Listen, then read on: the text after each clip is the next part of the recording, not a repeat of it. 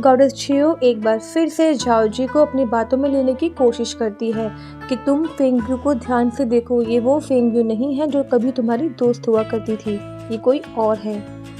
तो अब झाओ जी को भी कुछ कुछ याद आता है कि उसने कई बार फेंगयू को अपने गले में पड़ी हुई किसी रिंग से बात करते हुए देखा है। तो गॉडेस छियो उससे कहती है कि अगर तुम्हें मेरी बातों पर विश्वास नहीं है तो एक काम करो, तुम किसी भी तरह फेंगयू की उस रिंग को हासिल करने की कोशिश करो और उस रिंग को लेकर बैडिंग माउंटेन पर जाना। उस माउंटेन पर एक बहुत पुरानी ओल्ड फेरी रहती है जिसकी स्पिरिट एनर्जी बहुत हाई है। जब तुम उसे ये रिंग दिखाओगी तो वो तुम्हारे सारे डाउट्स क्लियर कर देगी और सारी सच्चाई तुम्हारे सामने आ जाएगी। बट एक्चुअली उस माउंटेन पर कोई फेरी नहीं रहती थी, बल्कि एक बहुत ही ओल्ड डेमोनिक बीस्ट रहती थी, यानी कि मॉन्स्टर। बट इस बार झाओ जी कुछ अपनी बहन की बातों में आ जाती है और जब फेंगयू उससे मिलने आती है तो वो फेंगयू से कहती है कि तुम बहुत थक गई होगी, मैंने तुम्हारे लिए गर्म पानी प्रिपेयर कर दिया है, तुम जाकर थोड़ा नहा लो। झाओ जी के इरादों से बेखबर बेचारी फेंगयू उसकी बात मानकर नहाने चली जाती है और इसी मौके का फ़ायदा उठाकर झाओ जी उसकी स्पिरिट रिंग को चुरा लेती है।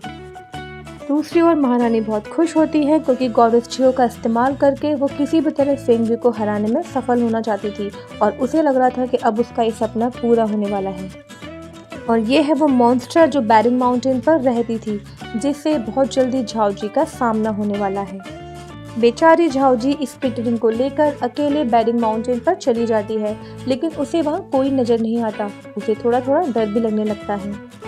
उधर फेंगयू जब झाओ जी को ढूंढती है तो उसे पता चलता है कि वो बैडिंग माउंटेन की ओर गई है। साथ ही उसे ये भी पता चलता है कि बैडिंग माउंटेन पर एक बहुत ही पुरानी डेमोनिक बीस्ट रहती है जो लोगों को नुकसान पहुंचा सकती है। उसे झाओ जी की चिंता होती है और वो भी उस माउंटेन की तरफ निकल पड़ती है। फेंगयू को माउंटेन की ओर जाते हुए फेंगदुन देख लेता है और उसे रोकने की कोशिश करता है, लेकिन फेंगयू कहती है कि मेरी दोस्त वहाँ है, इसलिए मैं नहीं रुक सकती, मुझे उसे जाकर बचाना होगा। उधर बेचारी झाओ जी को एक ठोकर लगती है और वो गिर जाती है और बेहोश हो जाती है। दूसरी ओर यूमिंग को भी लॉर्ड डेमोन से पता चलता है कि फेंगयू उस जंगल में जा चुकी है जहाँ पर कि डेमोनिक बीस्ट है और अब बहुत ही जल्दी वो मरने वाली होगी या शायद मर चुकी होगी। ये सुन के यूमिंग को बहुत बुरा लगता है और वो फेंगयू को बचाने के लिए भागता है, लेकिन लॉर्ड डेमोन उससे कहता है कि मुझे उम्मीद है कि तुम मुझे निराश नहीं करोगे और उसके पीछे फिर से नहीं भागोगी। दूसरी ओर बेहोश झाओ जी को वो डेमोनिक बीस्ट उठाकर अपनी गुफा में ले आया था, जिसको देखकर वो बहुत बुरी तरह से डर जाती है। एक्चुअली डेमोनिक बीस्ट है ही इतनी डरावनी। जी हाँ, ये एक मेल नहीं है, ये एक फीमेल है और इसकी सच्चाई भी हमें जल्दी ही पता चलेगी। फेंगयू भी झाओ जी को ढूंढते हुए जंगल में आ जाती है और आने के बाद उसका सामना भी होता है उसी डेमोनिक बीस्ट से और डेमोनिक बीस्ट जानबूझकर फेंगयू को अपने पीछे भगाकर उसी गुफा में ले जाने की कोशिश करती है। उधर अपने दोस्तों से जुनलिन को भी पता चल जाता है कि झाओ जी के पीछे पीछे फेंगयू भी बैडिंग माउंटेन पर गई है और वहाँ उसकी जान को खतरा हो सकता है। लेकिन जब फेंगयू उस गुफा में पहुंचती है तो वहाँ एक अलग ही कहानी चल रही होती है, क्योंकि झाओ जी उस डेमोनिक बीस्ट के साथ बहुत खुश थी और बहुत अच्छे से बर्ताव कर रही थी। झाओ जी बहुत प्यार से उस डेमोनिक बीस्ट के हाथ पर लगे घाव पर मरहम लगाती है और पट्टी बांधती है। ये देखकर फेंगयू हैरान रह जाती है और वो झाओ जी से पूछती है कि क्या तुम इसकी भाषा समझ पा रही हो। तो झाओ जी उसे बताती है कि हाँ, मैं समझ सकती हूँ और इनका नाम है मिस वोल्फ और ये एक डेमोन नहीं है। तभी वो खतरनाक सी दिखने वाली मिस वोल्फ एक खूबसूरत लड़की में बदल जाती हैं और झाओ जी फेंगयू को बताती है कि एकेडमी ने इन्हें मारने की कोशिश की और तभी इनके हाथों पर ये घाव लगे थे और इन्हें कोई मेडिसिन भी नहीं मिली, इसलिए अभी तक घाव हरे हैं। इसके बाद झाओ जी को फेंगयू पर शक करने के लिए बुरा लगता है और वो फेंगयू को उसकी स्पिरिट रिंग वापस दे देती है। स्पिरिट रिंग को देखते ही मिस वोल्फ डर जाती है और कहती है कि इसके अंदर तो मिस्टर म्यू रहते हैं। तो फेंगयू कहती है कि हाँ, मिस्टर म्यू मेरे गुरु हैं, लेकिन तुम उनके बारे में कैसे जानती हो। ये सुन के झाओ जी भी शौक रह जाती है और फेंगयू से कहती है कि तुम्हारे मास्टर मिस्टर म्यू हैं और तुमने आज तक ये बात मुझे नहीं बताई। इसके बाद मिस वोल्फ अपनी और मिस्टर म्यू की पुरानी कहानी बताना शुरू करती हैं। वो बताती है कि मैं एक वाइट वोल्फ थी, लेकिन मैं एक ह्यूमन के वेश में शैन मेंशन में कदम रखा और वहाँ की मेड बन गई। वहीं मेरी मुलाकात मिस्टर म्यू से हुई, जो एक बहुत अच्छे इंसान थे। उन्होंने मुझे पढ़ना सिखाया, लिखना सिखाया, मेरी पूरी ज़िंदगी ही बदल दी। धीरे धीरे हम दोनों एक दूसरे से प्यार करने लगे। और फिर वो दिन आया जब मैंने मिस्टर म्यू को बताया कि मैं एक डिमोनिक बीस्ट हूँ, कोई ह्यूमन नहीं, और मैं चाहती हूँ कि वो मुझे भूल जाएं। लेकिन उन्होंने मुझे फिर भी नहीं छोड़ा, वो हमेशा मेरे साथ रहना चाहती थी। मैं भी उनसे बहुत प्यार करती थी और उन्हें कभी छोड़कर नहीं जाना चाहती थी। लेकिन जब उनके घर वालों को पता चला तो उनके रिश्ते को स्वीकार नहीं किया गया, और तब शैन ने उसके कान में कहा था कि तुम मेरा बाइडिंग माउंटेन पर इंतज़ार करना, मैं तुमसे वहीं मिलने आऊँगा। कई महीने तक मैं उसका बाइडिंग माउंटेन पर इंतज़ार करती रही, लेकिन वो मुझसे मिलने नहीं आया। इसलिए मैंने ही वापस उसे एक बार देखने का फ़ैसला किया। लेकिन जब मैं वहाँ पहुँची तो बहुत देर हो चुकी थी, क्योंकि वो आत्महत्या करने की कोशिश कर चुका था। उसकी आखिरी सांसें चल रही थी। उसने मुझे बताया कि मुझे पूरे दिन यहाँ कमरे में बंद रखा जाता था, इसलिए मैं तुमसे मिलने नहीं आ पाया। मुझे बस इसी बात का अफ़सोस रहता कि अगर तुम मुझसे मिलने नहीं आ पाती, लेकिन अब तुम मुझसे मिलने आ चुकी हो।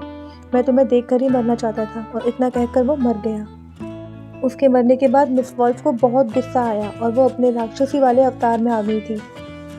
इसके बाद फ्लैशबैक ख़त्म हो जाता है एंड मिस वॉल्फ कहती है कि अब मैं सिर्फ अपने बच्चों के लिए जीना चाहती हूँ, और मैं तुम्हारे गुरु मिस्टर म्यू का भी शुक्रिया अदा करती हूँ कि उन्होंने मेरी ज़िंदगी बख्श दी, वरना मैं मर गई होती। चुनलिन भी फेंग यू को ढूंढते हुए जंगल में पहुँच जाता है और उसकी नज़र पड़ती है यू मिंग पर। वो यूमिंग के पास जाता है और उससे कहता है कि तुमने तो कहा था कि तुम फेंग यू को हमेशा खुश रखोगे, यही तुम्हारा तरीका है उसे खुश रखने का। तुम जानते भी हो वो इस जंगल में है और उसकी जान खतरे में है। तो यू मिंग, जो बेचारा खुद बुरी तरह से टूटा हुआ था, वो जुनलिन से कहता है कि मेरा जन्म डार्क नाइट कोर्ट में हुआ है और मेरे पिता लॉर्ड डेमॉन हैं। मैं तो पैदा ही विलन बनने के लिए हुआ हूँ। फेंग यू कभी मेरे साथ नहीं हो सकती। हालांकि ये सब कहते हुए उसका चेहरा बहुत उतरा हुआ था। इन दोनों की फाइट चली रही होती है कि तभी लॉर्ड डेमॉन उस गुफा में पहुंच जाते हैं और उनके असर से Zhao ji and miss Wolf बेहोश हो जाती हैं। फेंग यू जब तक वहां आती है वो देखती है कि मिस वॉल्फ के दोनों बच्चे, जो कि छोटे छोटे वॉल्फ थे, मर चुके थे। मिस वॉल्फ फेंग यू को ही गलत समझ लेती हैं और उन्हें लगता है कि इसी की वजह से ये सब कुछ हुआ है। बेचारी फेंग यू कहती रहती है कि मैंने कुछ नहीं किया, लेकिन मिस वॉल्फ इतनी गुस्से में होती हैं कि वो अपने डेमोनिक बीस्ट वाले अवतार में आ जाती हैं और फेंग यू पर अटैक कर देती हैं। इधर महारानी और गॉडेस जियो बहुत खुश होती हैं क्योंकि उनका प्लान मैक्सिमम तो पूरा हो ही चुका था। दूसरी ओर जुनलिन और उसके दोस्त उस गुफा में पहुंच जाते हैं एंड मिस वॉल्फ को फेंग यू पर अटैक करते हुए देख लेते हैं। फिर वो अपनी स्प्लिट एनर्जी का इस्तेमाल करते हैं एंड मिस वॉल्फ को लॉक कर देते हैं। जुआन ये तुरंत भागकर झाओ जी के पास पहुंचता है और उसे बेहोश देखकर डर जाता है। फेंग जुन कहता है कि मैं इस डेमोनिक बीस्ट के बारे में जानता हूँ, ये बहुत ही खतरनाक है, हमें यहाँ से भागना होगा। और वो सभी वहाँ से निकल जाते हैं। डेमोनिक बीस्ट मिस वॉल्फ वहाँ कैद रह जाती हैं और चिल्लाती रहती हैं। दूसरी ओर महारानी अब महाराज के पास जाती है और उसे सब बता देती है कि तुम्हें क्या लगता है मैं तुम्हारी वाइफ हूँ। मैंने इतने सालों से बहुत ही पेशेंस रखा है, सिर्फ इसलिए क्योंकि मैं तुम्हें धीरे धीरे जहर दे रही थी जिससे कि तुम्हारी स्पिरिट एनर्जी खत्म हो जाए। लेकिन मिस्टर व्यू इद्दाओं ने मेरा प्लान खराब कर दिया और मुझे समय से पहले ही ये सब कुछ करना पड़ा। ये सुन के महाराज को गुस्सा आता है और वो अपने सभी सोल्जर्स को उस औरत को गिरफ्तार करने का ऑर्डर देते हैं, लेकिन कोई भी सोल्जर उनकी बात नहीं मानता। और तभी महारानी हंसते हुए कहती है कि अब बहुत देर हो चुकी है, क्योंकि तुम्हें पता भी नहीं चला और ये सब लोग अब तुम्हारी नहीं मेरी बात मानते हैं। तभी वहाँ लॉर्ड डेमॉन आ जाता है और वो अपनी स्पिरिट एनर्जी को इस्तेमाल करता है और महाराज का गला कस के पकड़ लेता है। महाराज के मुंह से खून निकलने लगता है और वो लोगों से कहते हैं कि जैसे ही जुनलिन को पता चलेगा ना, वो तुम लोगों को जिंदा नहीं छोड़ेगा। तो महारानी हंसते हुए कहती है कि तुम उससे मदद की उम्मीद कर रहे हो। इस वक्त तो उसके लिए अपनी खुद की जान बचाना बहुत मुश्किल होगा। और तभी वो महाराज को गिरफ्तार करने के आदेश दे देती है और सोल्जर्स उसे ले जाते हैं। और इसके बाद वो बहुत ही शान से केन्यान कॉन्टिनेंट के महाराज की कुर्सी पर बैठ जाती है और लॉर्ड डेमॉन उसे कहता है कि बधाई हो, फाइनली इतने सालों के इंतजार के बाद तुम्हें ये पद हासिल हो ही गया। दूसरी ओर बाइडिंग माउंटेन पर जुनलिन और यूमिंग के बीच में फाइट अभी भी जारी थी। तभी वहाँ डेमोनिक बीस्ट आ जाती है और सब पर हमला बोल देती है।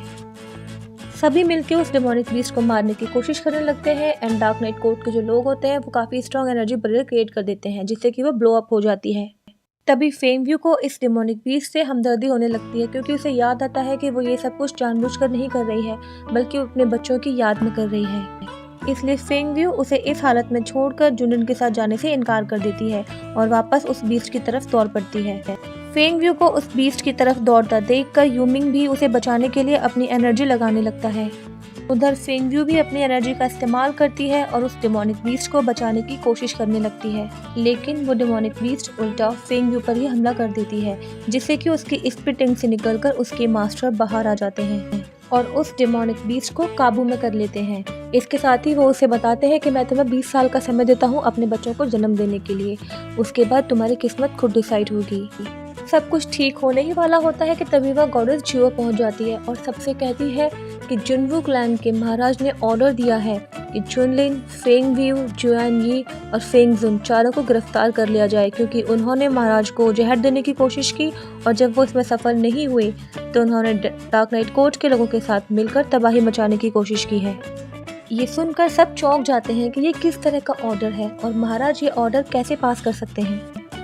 जुनलिन भी ये समझ नहीं पाता है कि पिताजी ने किस तरह का ऑर्डर पास किया है और क्यों, लेकिन वो कुछ कहता नहीं है। फेंगव्यू को उठाता है और उनके साथ चलने के लिए तैयार हो जाता है, क्योंकि वो कहता है कि जब तक मुझे सच का पता नहीं चल जाता मैं कुछ भी नहीं करना चाहूँगा। इसके साथ ही मैं आज का एपिसोड भी ख़त्म करती हूँ। तो ये एपिसोड आपको कैसा लगा मुझे कमेंट बॉक्स में ज़रूर बताइएगा। जुनलिन को जब पता चलेगा कि उसके पिताजी के साथ कितना बड़ा धोखा हुआ है तो वो क्या करेगा, अगर आप लोग जानना चाहते हैं तो बने रहिए मेरे साथ। वीडियो को लाइक करें, शेयर करें और मेरे चैनल को सब्सक्राइब करना बिल्कुल भी ना भूलें। तो मिलते हैं अगले एपिसोड में। Till then, tata, bye bye and sayonara.